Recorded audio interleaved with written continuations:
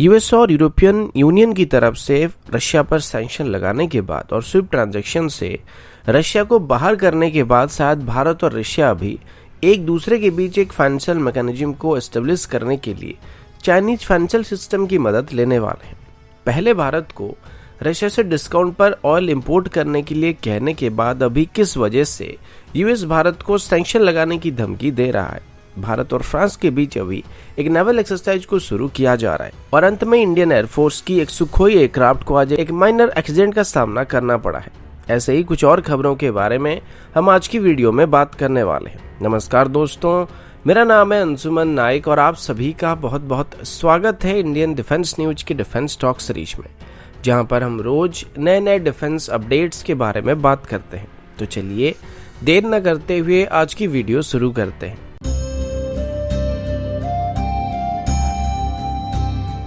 आज की पहली अपडेट भारत और रशिया को लेके। आप सब जानते हैं कि जब से भारत और रशिया के बीच S-400 डील को फाइनल किया गया था, तब से भारत और रशिया पर सैंक्शन लगाने का खतरा बना हुआ था। लेकिन भारत की डिप्लोमेटिक रिलेशन की वजह से और चाइनीज इन्फ्लुएंस को देखते हुए यूएस की तरफ से अभी तक भारत की S-400 डील के ऊपर सैंक्शंस को ना लगाने का फैसला किया गया था। इसके बाद भी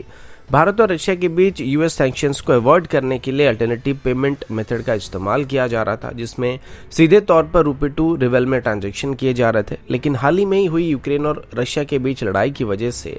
लगभग सभी वेस्टर्न कंट्रीज और यूरोपियन कंट्रीज की तरफ से रशिया पर कई एडिशनल सैंक्शंस को लगा दिए गए हैं, जिस वजह से अभी रशिया के साथ फाइनेंशियल ट्रांजैक्शन कर पाना बहुत ही मुश्किल हो रहा है। सबसे बड़ी दिक्कत तो ये है कि अभी रशिया को स्विफ्ट सिस्टम से बाहर कर दिया गया और इसके बिना फॉरेन ट्रांजैक्शन करना काफी मुश्किल है। चाहे हम कोई भी बैंक से किसी भी मेथड का इस्तेमाल करें, बिना स्विफ्ट कोड के एक बैंक से दूसरे बैंक में इंटरनेशनल ट्रांजैक्शन करना या किसी भी करेंसी में पैसे को ट्रांसफर करना संभव नहीं है। अभी तक भारत यूको बैंक की मदद से रशिया को पैसे ट्रांसफर कर रहा था, लेकिन अभी ये भी संभव नहीं होने वाला है। और साथ ही जिस रशियन बैंक के साथ टाइप किया गया था, उस पर भी अभी सैंक्शन लगा दिया गया, जिस वजह से अभी रशिया के साथ फाइनेंशियल ट्रांजैक्शन कर पाना भारत के लिए बहुत ही मुश्किल हो गया है। ऐसे में आगे चल के ये भारत के लिए बहुत ही टफ टाइम होने वाला है, क्योंकि हमारी maximum defence equipment Russian origin से है और हमें इनकी सर्विस और रेगुलर मेंटेनेंस के लिए भी रशियन स्पेयर पार्ट की जरूरत पड़ने वाली है। अभी रशिया की तरफ से भारत को जल्दी पेंडिंग पड़े हुए लगभग $1.3 बिलियन को प्रोसेस करने के लिए कहा गया है, क्योंकि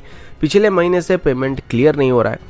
और बिना स्विफ्ट सिस्टम के रशिया को पैसे ट्रांसफर करना संभव नहीं हो रहा है। जब एक तरफ इंडियन बैंक रशियन बैंक को सीधे तौर पर पैसे ट्रांसफर करने के लिए राजी नहीं हो रहे हैं, तो दूसरी तरफ रशियन लोकल बैंक जो है वो सीधे तौर पर ₹2 रूबल में ट्रांजैक्शन नहीं कर सकते, जिस वजह से अभी भारत और रशिया के बीच सभी फाइनेंशियल ट्रांजैक्शन बंद पड़ा हुआ है। अब अभी हम लोग यूरो में भी ट्रांजैक्शन नहीं कर सकते। इसके अलावा अभी एक और रास्ता बचा हुआ है, जिसमें रशिया की तरफ से भी चाइनीज बैंकिंग सिस्टम का इस्तेमाल करने का फैसला किया जा रहा है और अभी रशिया की तरफ से ICBC और बैंक ऑफ चाइना के साथ भी डिस्कशन किया गया था, लेकिन अभी तक इसका कोई भी आउटकम सामने नहीं आया है। इसके बाद अभी जब रशिया के फॉरेन मिनिस्टर भारत के गश्त पर आने वाले, तो उनकी इस विजिट के दौरान एक और अल्टरनेटिव पेमेंट मेथड को एस्टेब्लिश करने के लिए कोशिश की जा सकती है, जिसमें स्विफ्ट सिस्टम को बाईपास करने की कोशिश की जाएगी और सीधे तौर पर रशिया और भारत के बीच फाइनेंशियल ट्रांजैक्शन को एस्टेब्लिश करने के लिए कोई मेथड को निकालने की कोशिश की जाएगी। और अगर ऐसा हुआ तो एक अच्छी बात होगी, लेकिन अगर ऐसा नहीं हुआ तो ये भारत और रशिया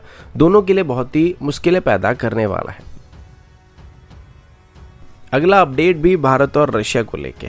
अब ये बात तो अभी तक आप सब जानते होंगे कि जब से रशिया पर यूएस और बाकी यूरोपियन कंट्रीज की तरफ से एडिशनल सैंक्शंस को लगा गया था, उसके बाद रशिया के साथ कोई भी ट्रेड रिलेशन को मेंटेन करने में काफ़ी परेशानी हो रही है और जो भी रशिया के साथ ट्रेड रिलेशन को करने की कोशिश कर रहा है, उन पर सैंक्शन लगने का खतरा बना हुआ है। इसी बीच अपनी स्लो इकोनॉमी की वजह से जब रशिया के मेजर ऑयल इंपोर्टर्स की तरफ से रशिया से ऑयल खरीदना बंद कर दिया गया, तो रशिया की तरफ से डिस्काउंटेड प्राइस पर क्रूड ऑयल को खरीदने के लिए भारत को रिक्वेस्ट किया गया था, जिसमें वो काफ़ी कम कीमत पर भारत को ऑयल को सप्लाई करने के लिए राजी हो गए थे। अब इनिशियल स्टेटमेंट में यूएस की तरफ से भी इसमें भारत को सपोर्ट किया गया था कि अगर भारत चाहे तो रशिया से ऑयल को इंपोर्ट कर सकता है, जिस पर यूएस सैंक्शन नहीं लगाएगा। लेकिन अभी यूएस की तरफ से अपने स्टेटमेंट में कुछ टर्म्स और कंडीशन को लागू करने की कोशिश किया जा रहा है और अभी यूएस का कहना है कि यूएस को अभी भी भारत का रशिया से ऑयल इंपोर्ट करने पर कोई प्रॉब्लम नहीं है, लेकिन अगर भारत कोई भी सैंक्शन को अवॉइड करना चाहता है तो प्रीवियस ईयर में भारत ने रशिया से जितना ऑयल को इंपोर्ट किया था वो इस साल भी रशिया से उतना ही ऑयल को इंपोर्ट कर सकते हैं या फिर इसको थोड़ा इंक्रीज कर सकते हैं, लेकिन डिस्काउंट पर मिल रहा है। तो अगर सीधे तौर पर भारत अपनी ऑयल इंपोर्ट को 2 से 3 गुना यहाँ पे बढ़ाने की कोशिश करता है तो यूएस को भारत पर सैंक्शन लगाने के लिए मजबूर कर सकता है। लेकिन अगर वो पहले से बस थोड़ा या रिजनेबल अमाउंट में रशियन ऑयल को इंपोर्ट करते हैं, थोड़ा बढ़ा देते हैं, तो उस पर भारत पर कोई सैंक्शन नहीं लगेगा और भारत चाहे तो यहाँ पे रुपये टू रूबल में रशिया को पेमेंट कर सकता है या फिर डॉलर का इस्तेमाल करके भी वो रशिया को पेमेंट कर सकता है। लेकिन कंडीशन वही है कि पिछले साल हमने रशिया से जितना ऑयल इंपोर्ट किया था अभी भी हम इस साल भी उतना ही ऑयल को इंपोर्ट करेंगे और उससे थोड़ा ज्यादा ऑयल को भी इंपोर्ट कर सकते हैं। लेकिन यहाँ पर भारत की बात करें तो भारत को डिस्काउंट पर ऑयल मिलने की वजह से भारत ने फरवरी 24, 2022 से अभी तक लगभग 13 मिलियन बैरल ऑयल को रशिया से इंपोर्ट कर लिया है, जबकि 2021 में पूरे साल भर में हमने बस 16 मिलियन बैरल को रशिया से इंपोर्ट किया था। तो अभी ये जो शार्प इंक्रीज नोटिस किया जा रहा है इसको लेके यूएस की तरफ से भारत को डराने की कोशिश किया जा रहा है कि अगर डिस्काउंटेड ऑयल को यहाँ पे ज्यादा मात्रा में भारत खरीदने की कोशिश करता है तो हो सकता है आगे चल के यूएस की तरफ से भारत पर सैंक्शन लगाने की कोशिश की जा सकती है। अगला अपडेट भारत और फ्रांस की तरफ से। मीडिया रिपोर्ट के मुताबिक भारत और फ्रांस के बीच अभी एक नेवल एक्सरसाइज को शुरू किया जा रहा है। इस एक्सरसाइज को वेडनेसडे को शुरू किया गया था और अभी इसे अरेबियन सी में कंडक्ट किया जा रहा है। इस एक्सरसाइज का नाम वरुणा है और ये अपनी सीरीज का 20th एडिशन होने वाला है, जिसको आने वाले 5 दिनों तक कंडक्ट किया जाएगा। इसमें दोनों देशों की नेवीज की तरफ से शिप्स, सबमरीन, पेट्रोल एयरक्राफ्ट और हेलीकॉप्टर्स को भी डिप्लॉय किया जा रहा है, जिसमें मेनली दोनों देशों की नेवीज के बीच जॉइंट पेट्रोल और कोऑर्डिनेट नेवल एक्सरसाइज को करने की प्लानिंग की गई है, जिसमें आगे चल के इंटरनेशनल वाटर में सिक्योरिटी और फ्रीडम ऑफ नेविगेशन को प्रमोट करने के लिए और बेहतर करने के लिए एम रखा गया है। साथ ही मैरिटाइम डोमेन में किसी भी चैलेंज को फेसअप करने के लिए भी दोनों ही नेवी एक दूसरे का साथ देने वाले हैं। इसी हफ्ते ही फ्रेंच नेवी के chief admiral Pierre Vandier Bharat के गश्त पर आए हुए थे और वो अपने Indian counterpart admiral R Hari Kumar ji के साथ मुलाकात भी किए थे और उनकी इस मुलाकात के दौरान स्पेशली इंडियन ओशन रीजन में बढ़ रही चाइनीज इन्फ्लुएंस को काउंटर करने को लेकर बातचीत किया गया है।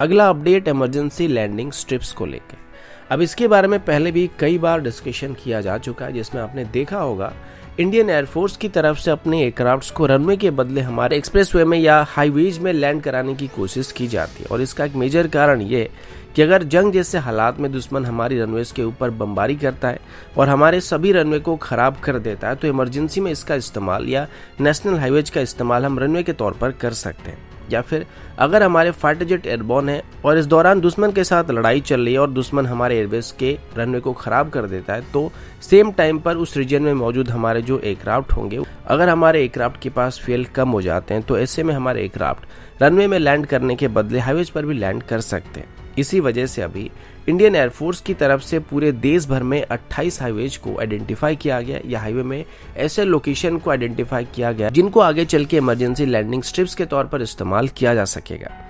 अभी मिनिस्ट्री ऑफ रोड ट्रांसपोर्ट की तरफ से असम में 5, वेस्ट बंगाल में 4, आंध्र प्रदेश में 3, गुजरात में 3, राजस्थान में 3, बिहार में 2, हरियाणा में 2, जम्मू कश्मीर में 2, तमिलनाडु में 2 और पंजाब और यूपी में एक जगह को आइडेंटिफाई किया गया है जहां पर हाईवेज में इमरजेंसी लैंडिंग स्ट्रिप्स को तैयार करने की बात की गई है। अगला अपडेट इंडियन एयरफोर्स की तरफ से है और अभी हम इंडियन एयरफोर्स की Su-30 MKI फाइटर जेट के बारे में बात करने वाले हैं। दरअसल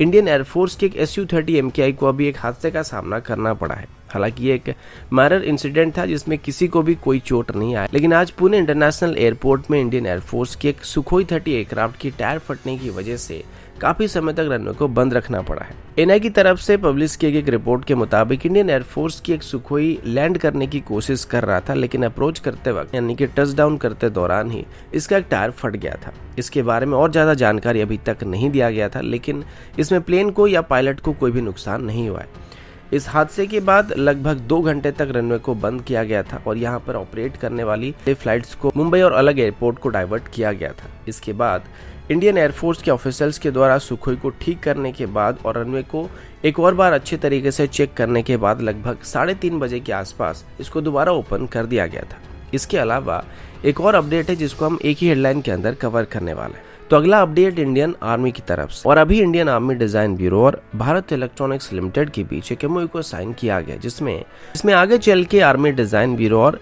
भारत इलेक्ट्रॉनिक्स लिमिटेड एक साथ मिलकर इंडियन आर्मी के लिए AI बेस्ड सिस्टम को डेवलप करने वाले हैं। फिलहाल के लिए क्लियर नहीं हुआ कि इसमें किस कैटेगरी की AI बेस्ड सिस्टम को डेवलप किया जाएगा, लेकिन इनको मल्टीपल एप्लीकेशन के लिए इस्तेमाल करने का एम रखा गया। तो दोस्तों अभी के लिए इतना ही, मिलता हूँ आपसे अगले वीडियो में, तब तक के लिए जय हिंद, वंदे मातरम।